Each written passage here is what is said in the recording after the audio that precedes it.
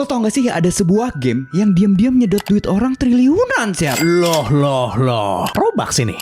Game ini bernama Siflik Game. Dibuat di Turki tahun 2016. Konsepnya kayak Farmville atau Hay Day lah. Lo bisa pelihara ayam, sapi, lebah, terus lo bisa panen hasilnya. Tapi bedanya, duit yang lo tanam di game itu katanya berani invest ke peternakan nyata sih. Jadi hasil susu, madu, sama telurnya dijual ke toko-toko khusus gitu. Dalang dibalik game ini adalah Mehmet Aydin. Asalnya dari kota Bursa, Turki. Backgroundnya orang tuh biasa aja. Keluarganya sederhana, pernah kerja jadi pelayan sama tukang cuci piring, dan cita-citanya sebenarnya pengen jadi rapper deh. Sayangnya setelah gagal jadi rapper, dia banting setir jadi game developer. Tapi gokilnya, gamenya langsung meledak sih. Dalam 8 bulan, udah ada 50.000 player yang aktif. Orang-orang beli hewan virtualnya pakai gold. Bahkan kalau lu hoki, lu bisa tuker hasil dari game itu jadi duit beneran. Jadi di sini posisinya gamenya masih asli nih, masih beneran nih. Nah suatu hari, Aydin ini punya ide yang sangat revolusioner. Yang tadi itu, duit yang player taruh di game itu diinvest di peternakan yang nyata. Game plus crowdfunding lah sana, buat sektor pertanian Turki. Di masa itu, pertanian Turki itu lagi ngos-ngosan karena banyak produk impor. Jadi hadirnya Siflik Bank ini udah kayak penyelamat jadinya. Seolah-olah bikin orang bisa bantu negara sambil dapat cuan. Tahun 2017, Aydin ini bahkan bikin peternakannya sendiri sih. Grand openingnya dihadirin pejabat, ada wali kota, gubernur, bahkan sampai pakai artis terkenal buat jadi bintang iklannya. Pemainnya makin percaya dong. Toko resmi Siflik Bank ini bahkan bertebaran di mana-mana udah cabangnya. Produknya kayak keju, madu, sosis, dijual pakai logonya si Siflik ini. Akhirnya orang-orang sampai invest puluhan ribu dolar. Bahkan ada yang sampai ngutang sih buat invest. Sayangnya semua itu cuma tipu muslihat aja. Ternyata Siflik Bank ini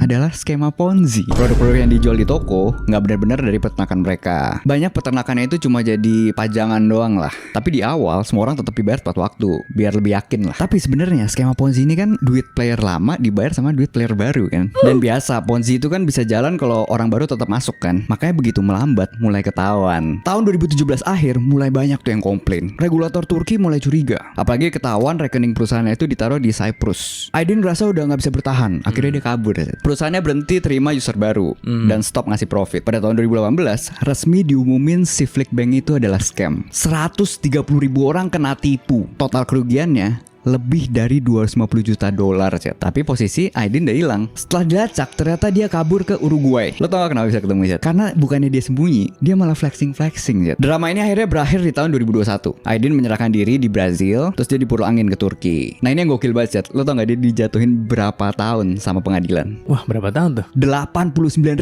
tahun sih. Itu tadi yang kita sering ngomongin itu ya. Kalau investasi yang resiko rendah tapi cuan banyak ya kan, atau misalnya game yang ngasilin bisa kaya lah, cepat kaya lah intinya ya. If it's too good to be true ya emang bener too good to be true kan.